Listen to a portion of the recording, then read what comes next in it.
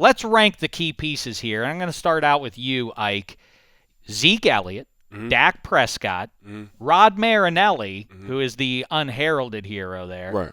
and Dez Bryant, still one of the 3 or 4 best pass catchers in all the NFL. How say you? Let's do them in order. What's the key, the number one? What's the most important detail? Coach Rod Marinelli. Is that right? Oh, he's putting all the pieces. I thought you was gonna have all 5 of the offensive linemen. Yeah, that's what it should be. That's what's missing. Oh yeah, and the 5 offensive linemen. Yeah, That's yeah. right. That's right. That's what we didn't have on here. Right. So you could have the offensive line too. But first I'm gonna go with Coach Rod. Then I'm gonna go offensive line. Then I'm gonna go Dak. Then I'm gonna go Zeke. Then I'm gonna go Dez. Zeke is 4th on your list, huh? Zeke is 4th on my list because Dak have to have the ball in his hand every snap. So he's in charge. And when you're down 6, 2 minutes left to go in the game, you want Dak to lead you in this drive. 1:32 left in the game, Dak got to lead you in this drive, which he's been done. I think he did it for 2 games already this year, game-winning drive. So, yeah, that's why I have Dak at number 3. But number 2, you got to give it to the offensive line, man. This wouldn't happen at all without the offensive line. Ezekiel Elliott, man, if I put him on the Cleveland Browns, I don't know if he's going to rush for 1,000 yards right now. I know he's doing a damn good job behind this offensive line right now. He's looking very impressive. And you got to tip your hat off to Dez, man. Dez been real quiet, real low-key. He's been going through a lot personally, but he's still showing up. He's not being that diva anymore. That is something that no one has really mentioned once, and that is a big thing. And he sees now how important that run game is to the passing game.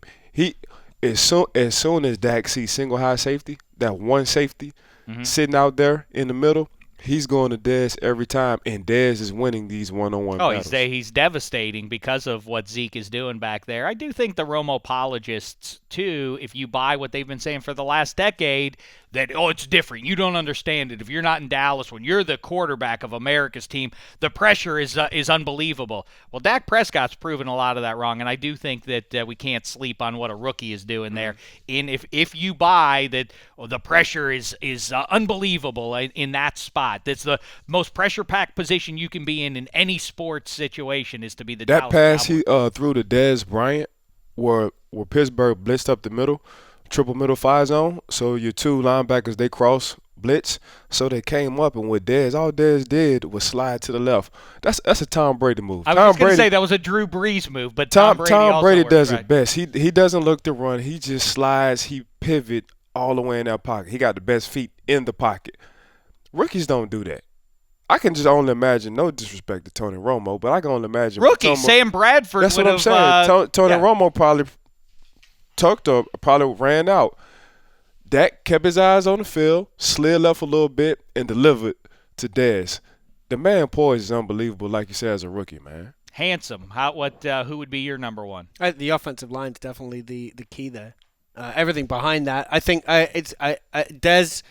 I agree with you. I think it's funny how Dez has not been an issue at all this year, and I think maybe because he's had to step up and he's the old guy on that offense now. He's the experienced guy. Where you got Zeke, you got Dak, and now he has to be kind of a leader for that team, and he can't. They won't accept him being the guy who's taking attention and causing issues. Maurice, I would go obviously O-line first, then I'd go Zeke, because what Zeke has done for Dak is that he allows him to see simple coverages, right? So you can't run these exotic coverages, these 2 shells and things like that, because they'll just run the ball down your throat. So when he is throwing the ball, he knows it's going to be cover 3, man-to-man, maybe cover 5, which is another version of cover 3. But guys are going to be in the same spots. And so it helps the offensive play caller out a ton. Then I'd go Dak, because he does get him in the right calls, and you've seen him audible and do things like that. Then I go Rod Marinelli. How do you say his last name? Marinelli, because I was going to mess it up.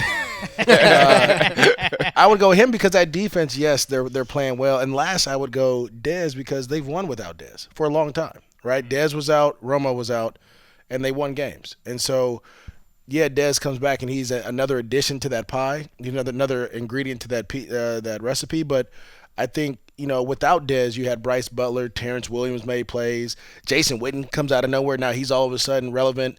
There's guys making plays out there. So I think the defense is they're still not that defense, Right. But because they're not on the field all the time, because they get a that ton, clock, yeah, right. you're rested. They can go out there and play fast and Well and they're rested. playing banged up as well. Yeah.